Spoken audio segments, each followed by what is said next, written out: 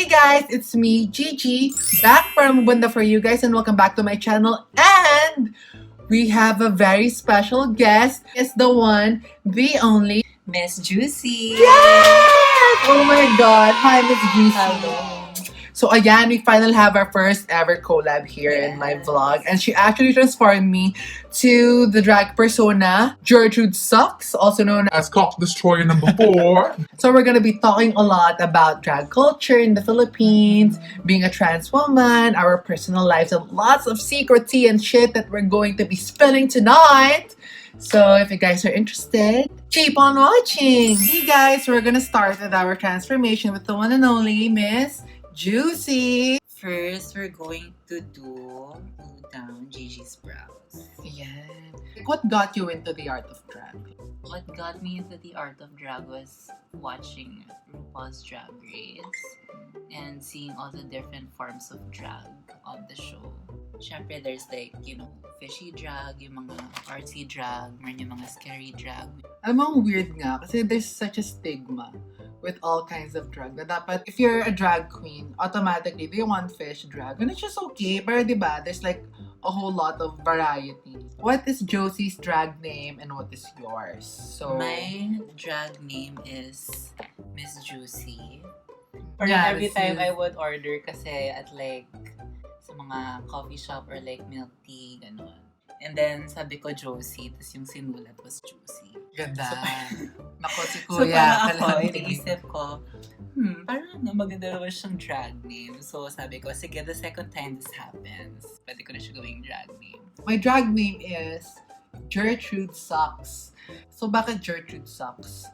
Hindi ko rin alam. Back in high school, we had this book called To Kill a Mockingbird. Tapos meron siyang character doon na pangalan Gertrude.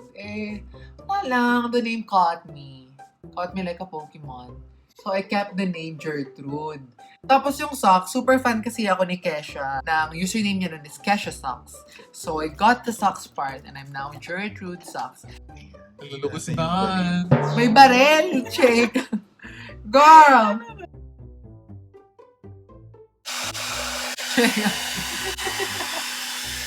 Charot. So how long does a transformation usually take you? If I don't have time and I have to rush everything, I try to finish in an hour and 30 minutes. If I was given the time, 3 hours. Girl!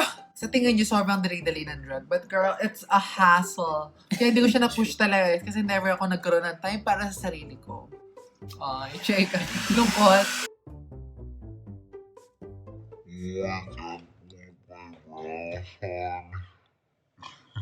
Okay, so what we'll do now is put concealer over the brows. Oh God! Love, this is literally madness. How does it feel? It feels so wrong. Check. Next step would be the foundation. Where do you see yourself in 10 years in the world of drag? In 10 years, I really want to have my own brand na as a drag queen. Because I really see it as something that I would be doing for like my career na talaga. Speaking of RuPaul's Drag Race, the drag queen whom you look up. Actually, the first season I watched kasi was season 3. With Kaya, sila oh, Manila. Manila. Yes. So Manila's your favorite drag queen? Is she your favorite? She's one of my favorites. But like, I guess she was one of the people who really inspired me. Ako, siguro yung favorite drag queen ko, si Kelly Mann. Favorite ko talaga is sila Sharon Needles kasi I like how weird they were and they really, alam mo yun, destroyed the initial definition of drag, which is to transform into a female personality. When in reality, it's much more than that, diba? Yeah. Bakit parang pinipilit ng mga tao na kapag drag queen ka, dapat feminine ka? Originally, drag was really for men to transform into women. But eventually, drag has transformed into so many more things. In its core, drag is just an art form that really focuses on transformation. Kumbaga nga, playing with the confines of gender and everything. Yes. Parang kumbaga pinagtitipan niya lang talaga yun. You know what? Drag is actually something everyone can do. It's an art form. Hindi porket trans woman ka or whatever. Drag queen ka na, ganon. Yeah. Or hindi porket drag queen ka na, trans woman ka na. Yeah. What's the difference between a trans woman and a drag queen? A trans woman is someone who was born in a different sex that they identify with. But drag is more of like the art form of transforming. Oh, it's a penis. Mama! Drag is what I do, trans is what I am. Because yung pagiging trans is the identity and the drag is really... More of a career, Yeah. kumbaga. Mm, Being a trans woman is your very being. This is how you live outside that Yes. stage. Kapag drag queen ka na, that's where you actually perform. Kumbaga parang ano siya, trabaho siya, doktor, gano'n. Let's say, doktor. A doctor is more of a profession. Pero like, if you're a doctor, ba, you're automatically confined into a certain gender identity. Hindi naman, di ba? It's similar to that. How's the drag scene here in the Philippines? the drag scene isn't as established yet. People are still trying to figure out what the drag identity of the country is. So, they're really just trying to explore different types of drag. You know, I really like how you put out the term drag identity of a country. Each country, each state has a form of identity talaga when it comes to the drag of that certain country. Like sa Thailand, sa Brazil, New York, they all have different kinds of identities. But I think the Philippines doesn't have it as established yet. Like let's say may mga drag queens dito sa Pilipinas. Obviously there are. Where can I watch them? Obar and Nectar sa BGC, which my friends and I frequent. Sa local drag scene, sino yung tinitingala mo the most? I follow her on IG. She's inspiring. So si Gigi. Oh, Thank you. yes. Oh, si Miss Brigading. Oh, Yes. like this is. Ako favorite ko talaga of all time, si Miss Didi Holiday. She's my all-time favorite drag queen ever because she's so smart. She knows what she's saying. And we actually got to interview her. She's really so enlightening and she was able to bring out some things na hindi ko alam about drag. So, pero I also really like of course, Lady Gagita. Yeah. Ang bongga talaga ng mga drag queens natin dito. So, ano ginagawa mo sa magmumukha ko, sis? Eating her face. I'm now an egg. What are the difficulties of being a trans woman and a drag queen at the same time? People confuse the identity of being a trans and the career of being a drag queen. I guess the difficulty comes in people thinking that being trans, specifically for drag queens, is just some sort of thing that they do for show and not the way they live their life. Ang pagiging drag queen at ang pagiging transgender, magkaiba po yan ha. So let us not confuse it because it's really very dangerous when we do so. Kasi there are drag queens who are not necessarily transgender.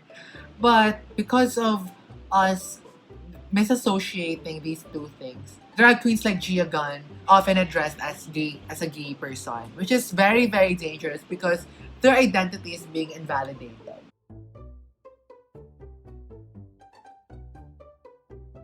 Okay, the brows are done. What's the best part about transforming into a drag queen? I guess it's very liberating too. Things I wouldn't be able to do as Josie, I'm able to do as Miss Josie. Because I really consider myself as like an artsy person, and I feel like I get to express my art form the most through my drag. I will prime the lids with concealer. Are there any drag king shows here in the Philippines? Hindi ko meron, but personally, I haven't seen. Pero siguro talaga yun nga, yung problema talaga natin is because the definition of drag is not diverse yet, which makes us really wonder where the drag kings are because we're so confined into a singular definition of a drag queen. Alright, love, so this is the other eye. I heard you're seeing someone right now. How's life like that? It's complicated. Well, all But relationships are very yes. complicated. You know, I think that's one of the many problems of trans women talaga, no? Yes. It's gonna be complicated more or less. Being in a relationship with a trans woman is a whole lot more different. Kasi talaga, like, there are times where we have to compromise certain things na straight people can opt not to compromise. Pero Check. kami, oh, we're gonna cry! There are certain things that, you know, we have to hide from our realities. Because that's just how the way it is, mama. That's how the cookie crumbles. So a while ago, we put the light shade. Tapos ngayon yung dark shade. And then we'll just blend those together. Blend it like a blender. I use these two shades. Tapos right now, yung ginagamit ko for the dark shade is this one. Don't be afraid to go crazy on your eyeshadow. Yeah, diba? Even if you're not like a drag queen and everything, go out, go wild. Kasi kung mahal ka ng lalaki niyan, kahit ano pang eyeshadow niya, mahal at mamahalin ka. Kaya, please, don't ever compromise for a man. There's a lot of men out there. So what are your thoughts on feminism? Charot! No. So in RuPaul's Drag Race, there's a very famous segment called Snatch Game. So kung mag-snatch game ka, sino kaya magiging patok ka? I think I can do Kylie Jenner. I true. I think I can do Kylie Jenner. Wanna see? Go. Hi, ako pala si Kylie Jenner. Wow. Hi, ako pala si Kylie. Ako si Kim Chu. Bakit si Kim Chu? Siguro kaya kong gawin si Duterte. Duterte. Uy, bobo. So, Mr. Duterte, what have you had for lunch? Not to drugs. Ano bang pake mo? Kasi, basta ako ginagawa ko, trabaho ko, not to drugs. I love you, Gloria. Check. And see you. Well, I would be eliminated if I did try that impersonation. Eliminated and impressive. And never seen her. Never seen from again. Oh, which RuPaul's Drag Race queen do you want to see here in the Philippines? I would like to see the CTR. Alam mo, balita ko si Plastic pinapanood to. Mag-hi ka kay Plastic ko. Mag-hi ka. Hi. Thanks for watching. Trick. So what Miss Juicy did she cut my crease? Yes, I used Drug Lord by Jeffree Star. Duterte. Jig.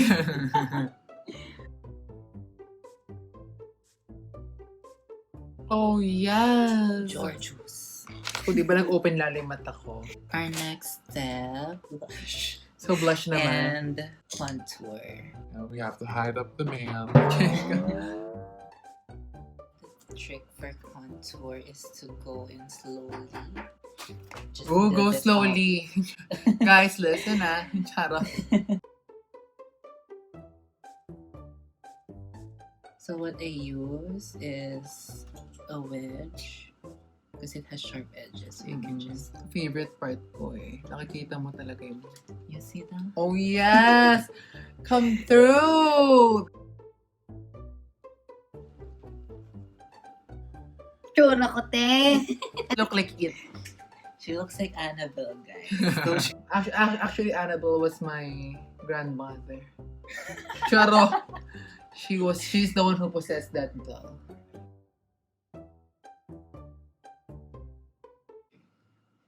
You can do the same. Do the face. Oh my god, I'm seeing it. I'm seeing Gertrude. And she looks displeased. Jake. I will snatch her nose. We don't want to look like Jay-Z. So, speaking of Jay-Z, lalabas ng Lion King. Yeah. Jay-Z!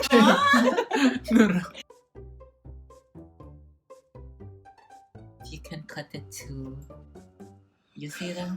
See you? It looks like you smoked cocaine. Smoke cocaine. Shake. Jura ko. Look, it's so snatched. Coke whore. Charot. We're gonna do her lips. No! It's, What's the technique for thick lips? so the technique that I do, I really try to overlap. The bottom, not so much. Because that will look weird.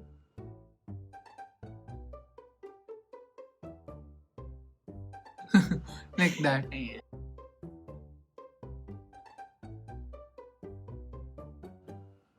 Yun na siya. Now that No, shake. Oh God, I love it.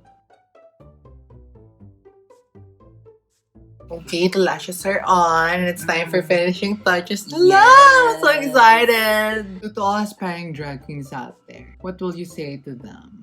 to take the time to discover the drug you want to share with people. To really identify yourself.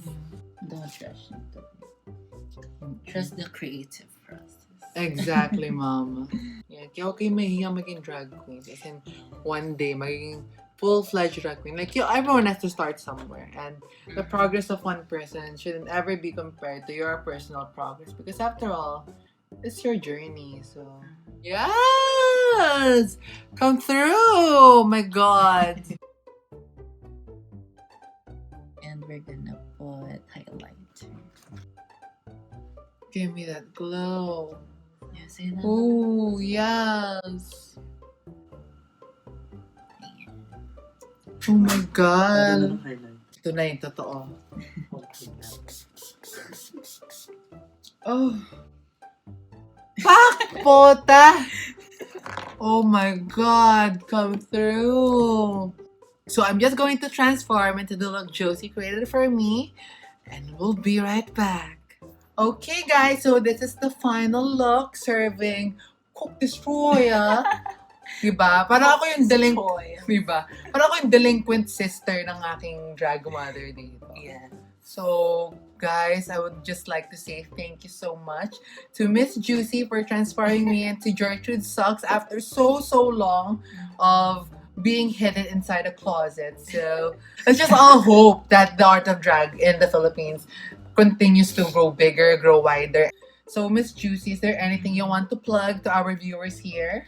You can follow me on Instagram at Josie Pigo or at Josie Go Makeup for my makeup with my clients. And you can book me too for your makeup. Once again, don't ever forget to like, subscribe, and share to the world the content we've been creating for you guys. So, this has been Gertrude.